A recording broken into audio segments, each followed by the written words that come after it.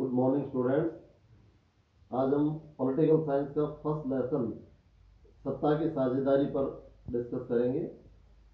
सत्ता की साझेदारी का अर्थ है कि शासन में सभी वर्गों की हिस्सेदारी होनी चाहिए। सभी वर्ग, हमारा जो देश है, हमारे देश में विभिन्न जातियों के लोग रहते हैं, विभिन्न धर्मों के लोग रहते हैं। जब तक सबकी हिस्सेदारी सत्ता में नहीं होगी तब तक सही मायने में हम लोकतंत्र स्थापित नहीं कर सकते। हम कुछ एग्जाम्पल्स लेते हैं, उदाहरण लेते हैं सत्ता की साझेदारी के। जहाँ सत्ता की साझेदारी नहीं थी वहाँ किस प्रकार से वहाँ झगड़े हुए, गृहयुद्ध हुए, लेकिन उन्होंने जब सत्ता में शामिल किया सभी वर्ग के लोगों को तो उनका झगड़ा समाप्त हो गया। जैसे बेल्जियम और श्रीलंका का एग्जाम्पल लेते हैं हम। बेल्जियम एक छोटा सा देश है,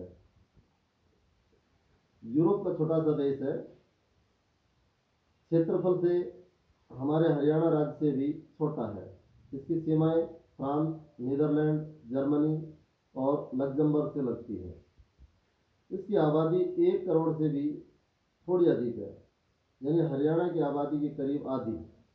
इस छोटे से देश के समाज की जातीय बनावट बहुत ही जटिल है। देश की कुल आबादी का 59% हिस्सा फ्लेमिश इलाके में रहता है और डच बोलता है। शेष 40% लोग वेलोनिया क्षेत्र में रहते हैं और फ्रेंच बोलते हैं। शेष 1% लोग जर्मन भाषा बोलते हैं। राजधानी ब्रसेल्स के 80% लोग फ्रेंच बोलते हैं और 20% लोग डच बोलते हैं। तो यहाँ 3 मुख्य जातियों के लोग रहते हैं, फ्रेंच, जर्मन और डच भाषी लोग। अल्पसंख्यक फ्रेंच भाषी लोग तुलनात्मक रूप से ज़्यादा समृद्ध और ताकतवर रहे हैं।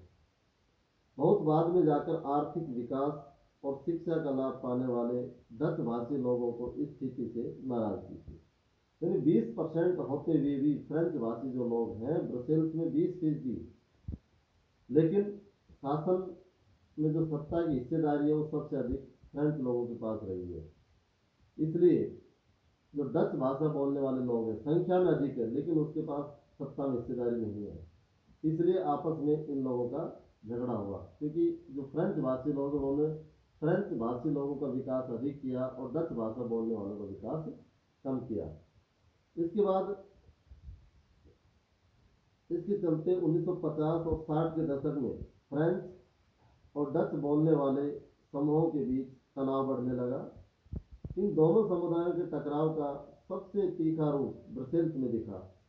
यह एक विशेष तरह की समस्या थी।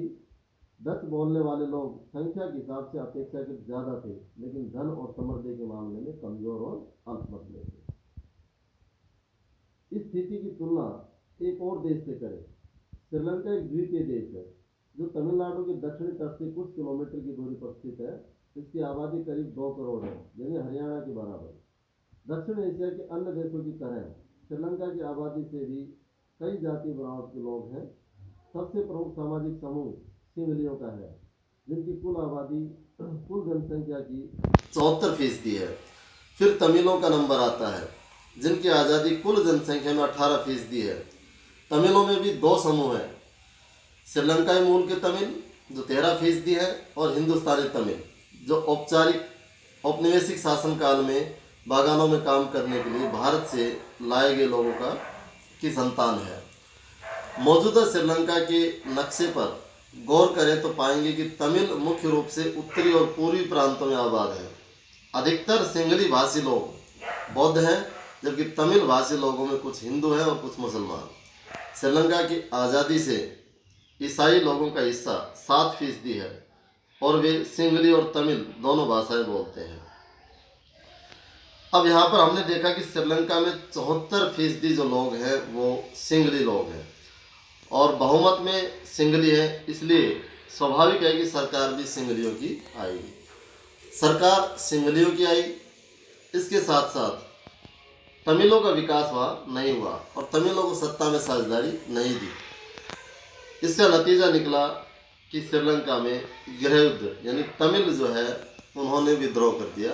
श्रीलंका की सरकार के खिलाफ। इसके कई कारण थे कि उन्होंने सिंगली को राजभाषा घोषित कर दिया, तमिलों का विकास नहीं किया, सिंगलियों को नौकरियों में अधिक प्रायोरिटी दी जाने लगी।